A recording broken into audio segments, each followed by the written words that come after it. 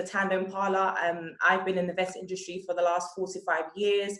I've worked sort of in the private sector, doing celebrity parties. I then moved on to sort of the corporate. I've done some charity events, and now I work for the Royal Institution of British Architects. I'm so excited to have Edward on with us because I actually use your platform a lot, and you know, it's a privilege and honor to be speaking to you. So I guess I'll start with, can you introduce yourself for those that might not know you as I do? Yeah, cool. Hi guys. I'm Edward Poland. I am one of the founders of HireSpace.com. Amazing. And can you let people know what HireSpace is all about? Yeah, sure. So I don't know how much of the long, boring story you will want, but HireSpace is we are a event booking platform. So we work with thousands of venues in the UK and recently venues all across the world, helping people to find space and the best event suppliers for meetings and events and conferences and award shows and events like that. And then we also have a sub brand called Event Lab, which some of you may have heard of. That is a professional development and skills training brand for events professionals in the UK. Oh, that's amazing. So I'm just going to dive into the questions. So I know you've told us a little bit about your company and what you do. I'd kind of like to go back sort of to the beginning of where you started out in the events industry. If you could tell us a little bit about your story. Yeah, sure. So I was never working in the events industry before. After university, I worked for an MP, for a politician in London. So I worked for a guy called Andy Slaughter. He's a Labour MP. He's the MP for Hammersmith in West London. And I was working with him for my degree. I did politics. Oh, nice. International politics. So after university, I was trying to get a job, and I ended up working for this MP in Hammersmith. So I worked on his policy campaigns and doing things like speech writing and helping him respond to all of his constituents. One of the things that he was doing was that he's a very left-wing MP, this guy, very left-wing MP in quite a right-wing bit of London. And one of the things that was happening in the borough was that a lot of the community spaces, so libraries and community centres, these were places that were used for meetings and events, but they were losing all of their funding from the local authority, from the council, after the recession. So lots of them were being closed down. So these great spaces that had this community purpose where people would come together, neighborhood groups and small businesses and real kind of hubs of the community. These spaces were losing their funding and they were having to close down. So one of the things that I was working on when I was working for the MP was trying to think of ways to keep these community buildings, keep them going basically, and give them a new way of making money so they could keep on serving this community purpose. So that's what I was doing. And then I had I still have a good mate of mine called Will, who was an old friend from school. And he'd been working as a teacher in Paddington in northwest London, West London. And he'd been working as a teacher. And we were talking one day, and he was talking about how the school that he worked in had really great facilities. So it had kind of a sports hall, and I think it even had a swimming pool and assembly halls and great facilities. But no one was using these facilities after hours. They were just sitting there empty. And all of the time, the school was struggling to pay for teachers and textbooks. The school had no money either. So we were talking about this. He was talking about that issue that he had. And we noticed that there was a kind of synergy with what I was doing. And I had all these community spaces and libraries that all had this kind of space that was sitting there, and no one knew how to hire it. But these kind of community focused places were, they were struggling financially, and schools were the same. So we thought, why don't we try and build a website or a platform that will drive people to these underutilized community spaces, schools and libraries, and give them a new revenue stream, and make people more aware of this space that's kind of sitting there, and available to hire. So that's where it all came from, and that's how the first idea of HireSpace started. So that was about 8 years ago now. Oh wow! So did you have any sort of startup money to start the website up, or was that like? Can you walk me through that process of getting it started up? Yeah, sure. So so Will's my co-founder. So we still had jobs when we were thinking about this idea, and we were a bit nervous to give up our jobs until we had kind of got some money to start the website. So what we did is every weekend and every evening we would spend calling people up, so calling all these spaces, calling potential customers, and we would write everything we did. We wrote it down. So every single conversation we had, every idea, everything anyone said, we wrote it down. And after about 100 phone calls, we had enough kind of information there to start building a business case. We had enough venues that said that they would be interested in a website like this, and we had enough potential customers who said, yeah, that would be cool, they'd use a website like that, that we could start to build a business case. And we could say, we expect that there will be this many venues on the platform next year. From what we've learned, we expect that there will be this number of bookings and this much revenue. And then we could start to build a case to investors that made them think that, this could be a really big idea, and they'd end up making some money back from it. So we then went out we wrote a list of anyone we knew who might have any money at all. And we went to them and we said, can we have some money? And they all said no. But then some of them said, I know this other person who might be interested, and a lot of referrals happened. And we probably had 40 breakfasts or coffees with people that we hoped would put money into the idea. And finally, we raised enough money to be able to build the website. And then we quit our jobs, and we focused full time on getting the website off the ground and getting venues signed up and getting people interested in it. So it probably took about 6 months or something to get to that stage. Well, that's amazing. I mean, that's phenomenal. Just even hearing that story, just to see that you actually wrote things down. So, I mean, a good takeaway for me that I've heard in that is that it's important for us to write things down and make a plan and make it very simple. I love the fact that you've taken the extra time out of your normal day-to-day job to dedicate to do this business. And I definitely know that for some people who want to start an events business, that is definitely a key thing that they need to focus on. Just to ask, so how was it balancing between your normal 9-to-5 job and then having to do all the additional work? Was it a lot of work, or do you think it was easy to just balance it on the weekends?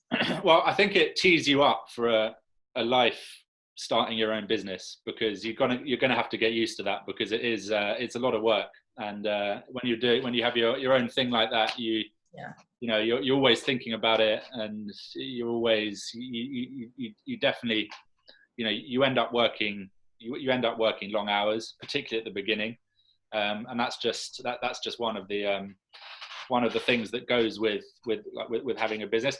It's great in lots of ways, because you also have flexibility. So if you need to take a morning off, or you can do that. You have the time is much more flexible, but you definitely work hard, and you definitely work into the evening sometimes.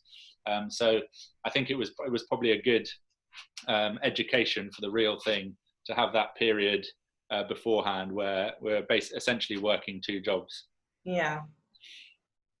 So what do you think for somebody who, so obviously some of the people that are on this call right now are people who are either quite new into the events industry or want to enter the events industry, or some might have experience that want to kind of improve on their skills. So what do you think would be a key skill needed to sort of start off in the events industry? Do you reckon there's something that people need to have, like attention to detail, or do you think we can start on sort of like a plain basis? Well, I think you have to be prepared to work hard in the events industry. The hours are long. I mean, it's a fun job, but certainly you need to have good stamina. I think you need to be able to you need to be able to do long hours, and you need to be able to cope with a certain level of stress. It can be quite a stressful job.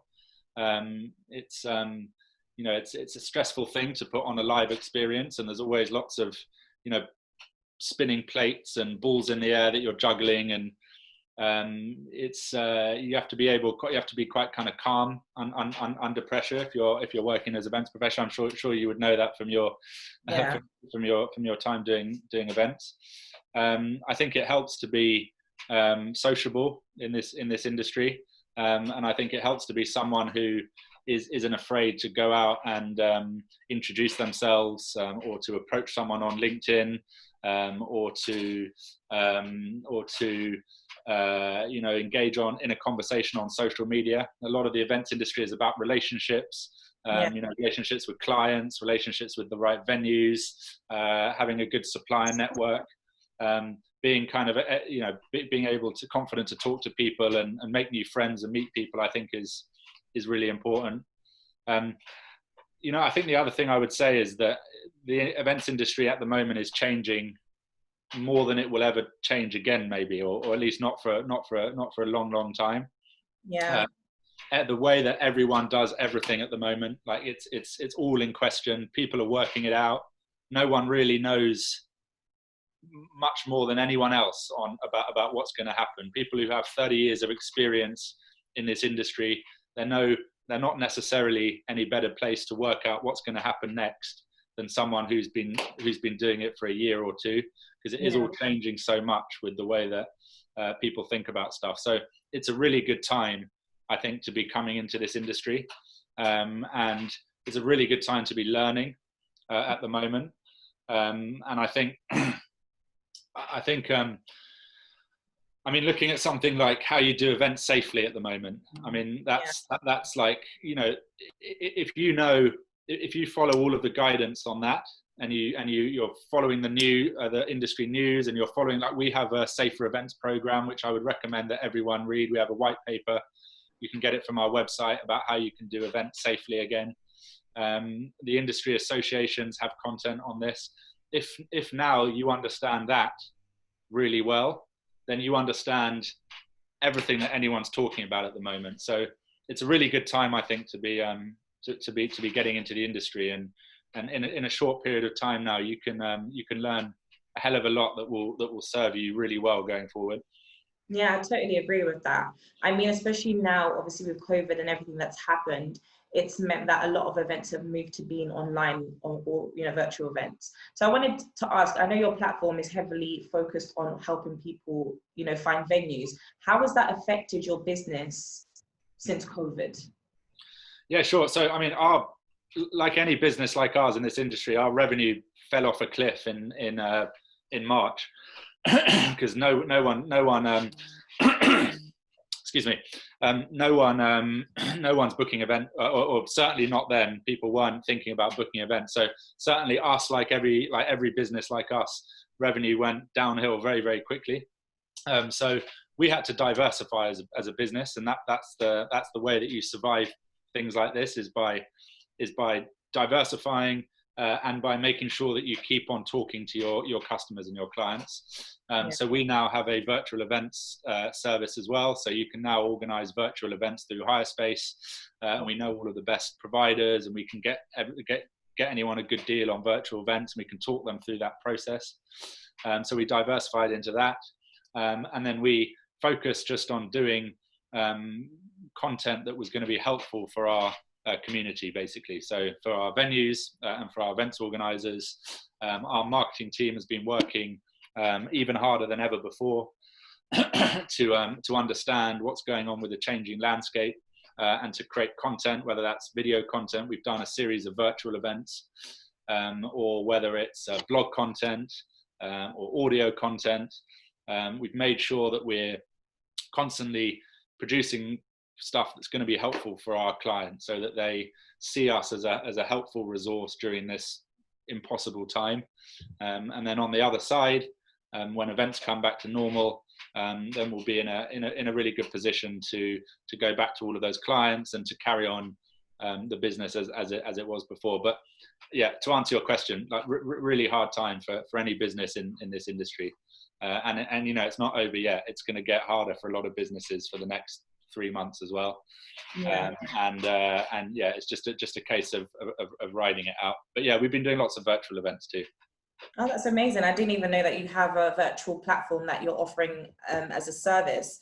How do you create a community? Because obviously I know you started off, you know, having your clients come in to help for, you know, to look for venues and etc. But how have you been able to create a community through that?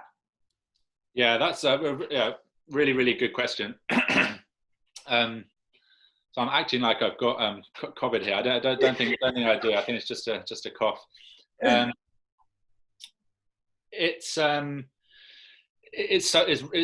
really important to build a community. It's one of the reasons that we started our sub brand, which is called Event Lab, which is all about building a community of events professionals from all different sides of the industry, whether they're venues or suppliers or corporates or associations or anyone else. One of the big reasons that we did Event Lab is because we wanted to build this community, because it's so important to have that community for feedback on what you're doing and for new business and everything else. I think, to answer your question, it's all about the content these days. As any brand or any company or anyone selling anything, you need to be producing content that doesn't just say buy from us, because no one engages with a piece of content, whether it's a tweet or whatever it is, that just says this is what we do, buy from us. You've constantly got to be understanding what it is that your audience are thinking about at any given time. Like, what's going to make their lives easier, what's going to make them better at their jobs, what's going to make them enjoy their jobs even more.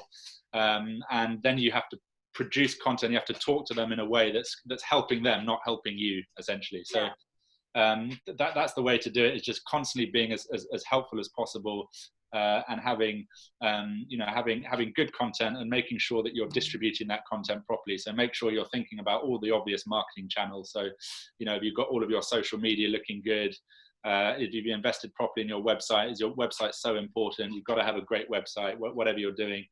You know, is it optimized for SEO so that people are going to find it? There's the kind of the technical bit of making sure the marketing channels are there. Yeah. And that's kind of the easy bit, and making sure that you're on all the social channels and you know where your audience is going to be.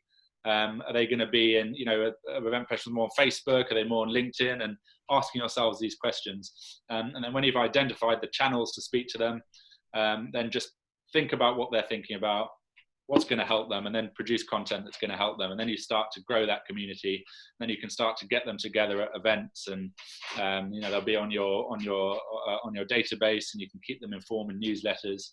But yeah, it's just about thinking really, really carefully about, you know, what matters to them, not what matters to you. Yeah, definitely. I totally agree with that. I'm going to start, I think anyone can start putting in questions, and I'm going to start reading some of the questions that come through. There's one here that says, what would you say makes the service you offer relevant? I think that's relevant content. What would you say makes a service? I think he's talking about the service you offer being relevant via your content. Sorry, I don't understand the question. If you can maybe reword it. But I think, no, go ahead.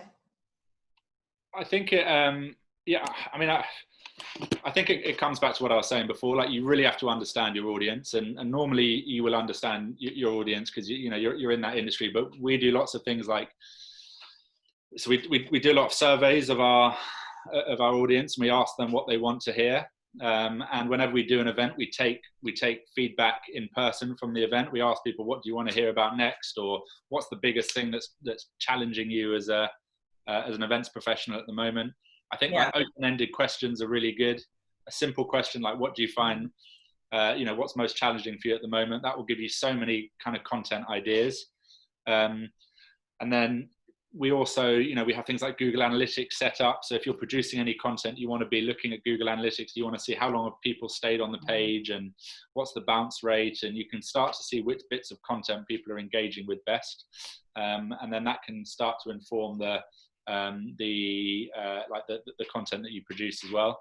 But yeah, it's just about it's about listening, and then whatever you hear back, turn that into helpful content, and that will be the way to keep your customers and keep advocates of your brand.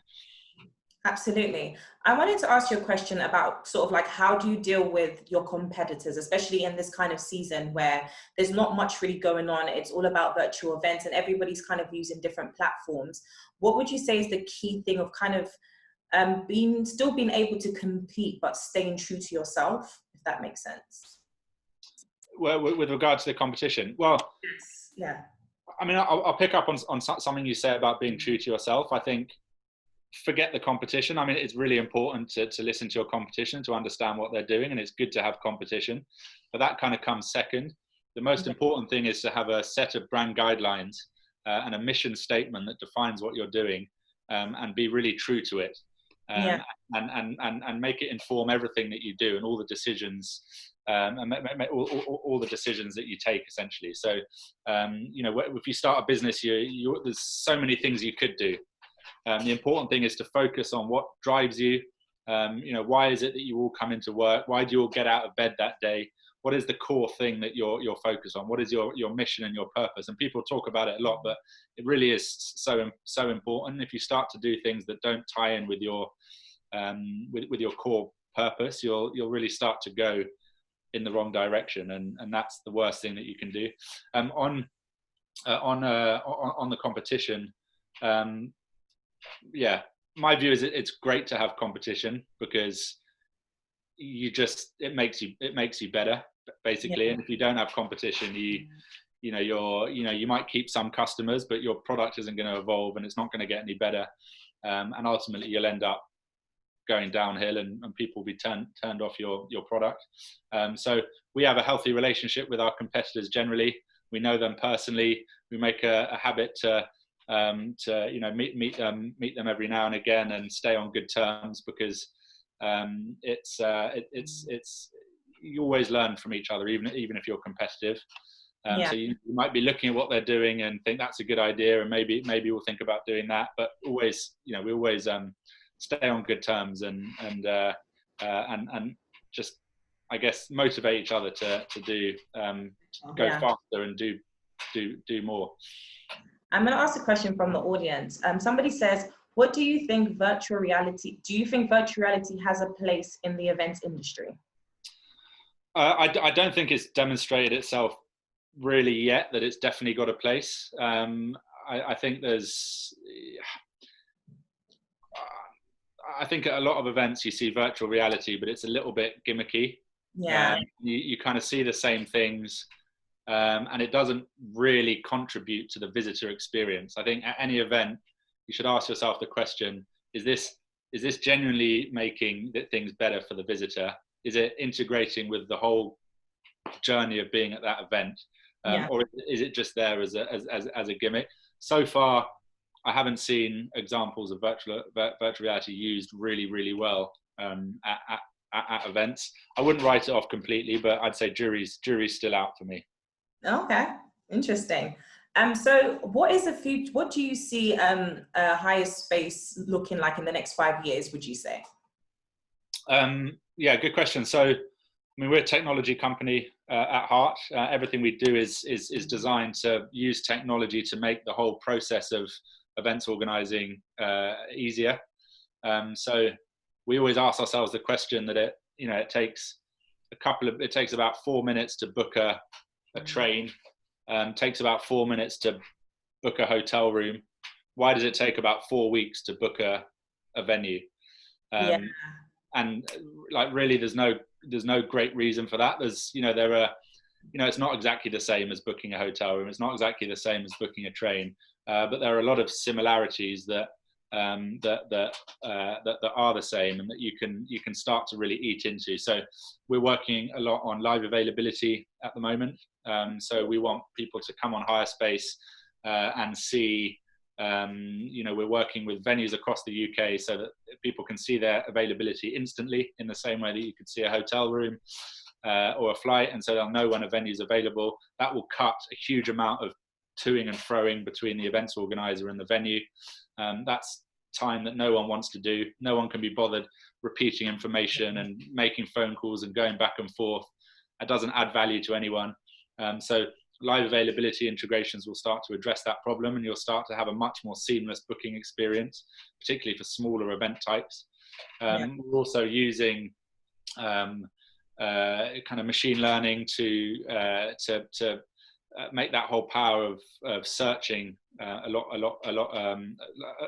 more seamless. Basically, at the moment, you have brilliant events agencies, and they know all of the the venues in a certain country or territory, and they're great, but they can only know so much stuff. So you're kind of constrained to the amount of knowledge that a particular agency has. Whereas really, you should be able to use technology to open up every single option anywhere available to and make it available to people, and kind of zone in on the thing that they're looking for really quickly. So for us, it's all about making that booking experience much more seamless and easy and more enjoyable.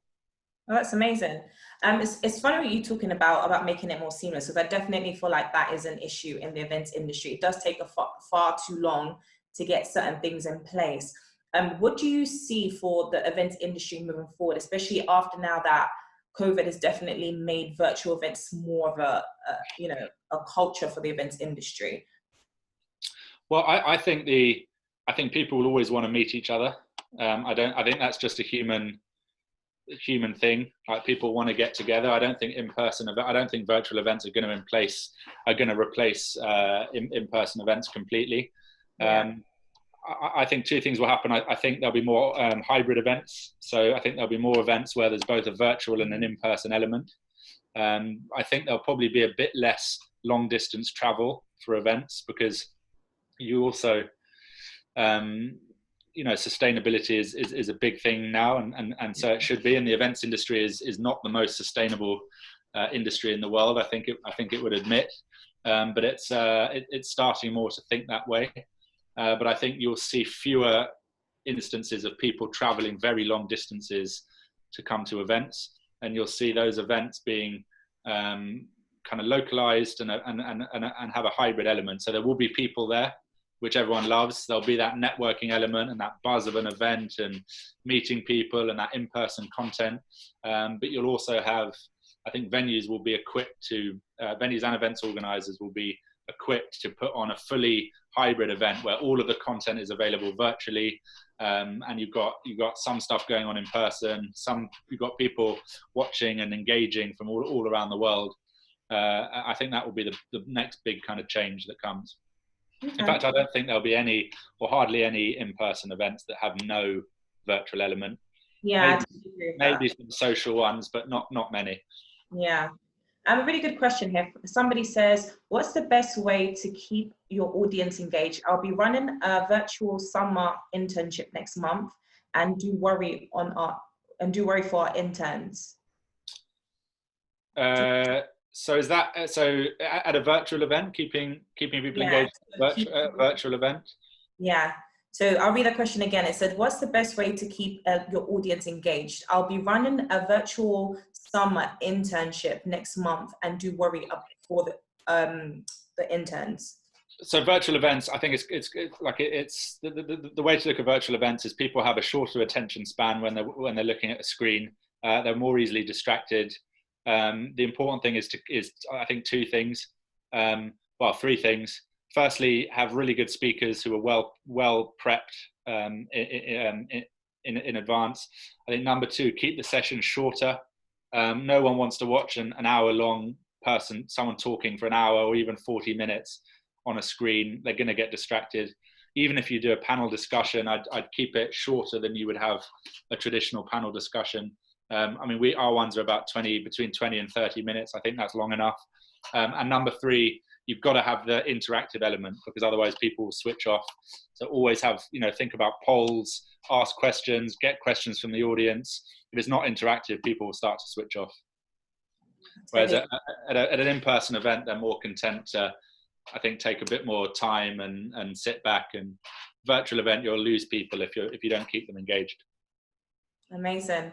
I think I'm going to go to have, because we're really running out of time now. I know there's some really good questions, and what we'll do is we'll send some of the questions to you, and get whoever's asked them to sort of get them answered, but at a later stage. So I'm going to ask one more question, and then we're going to round up. The last question is: would you agree that COVID has provided events companies with more of an international audience? Oh, good question. Well, I think that's probably right, actually. I think COVID is a global problem. Yeah. And the whole world, the whole events world has come together trying to work it out. Yeah. And so, yeah, there has been a lot of kind of cross-continent, cross-border collaboration on that. And also, I think everyone is interested in how different geographies are coping with COVID, because everyone has a different situation on the ground. Some went into lockdown before others, and people of different industries within different countries have responded differently. And I think people are really, really interested to see what each kind of geography is doing individually, and see whether that applies to what they're doing. So yeah, I've actually noticed that with our HireSpace events. We've had people from all over the world coming to that in a way that wasn't happening so much before. So yeah, I think it's a good question. I think it has. Oh, okay. I think that's amazing. I thank you so much for the time that you've given us this evening. If you could just shout out all your social media handles so that people know where to follow you, that would be amazing. Yeah, sure. So at HireSpace is the one to follow. We're on LinkedIn and Facebook and Instagram and Twitter, and probably some that I've forgotten as well. I would really advise people to look at our Safer Events white paper. So we have an accreditation scheme for safer events. And if you want a kind of a 10-minute read that's going to very quickly get you up to speed on what's happening with safety in events, I would really recommend. Really recommend downloading that. So you'll be able to find that if you Google HireSpace Safer Events, you'll be able to find that. And then at HireSpace, and then for me, you can get me on LinkedIn is the one that I'm on most. So feel free to look me up and add me on LinkedIn. Amazing. Thank you so much. Just for everyone, just to remind you, I'm your host today. My name's Natando Impala. If you want to get hold of me, I'm on Instagram at Natando_Impala. And we are Events 101. So you can find us on events__101 on Instagram. We also have Events 101 on LinkedIn, and you can also find me on LinkedIn at Natando Impala. Thank you so much for coming and listening to this amazing talk. I've learned so much about the events industry. You've been amazing, and if you have any further questions, we can forward them to our email, and we can get them to Edward to answer. So thank you, everyone. Thank you, and I can't wait for the next event.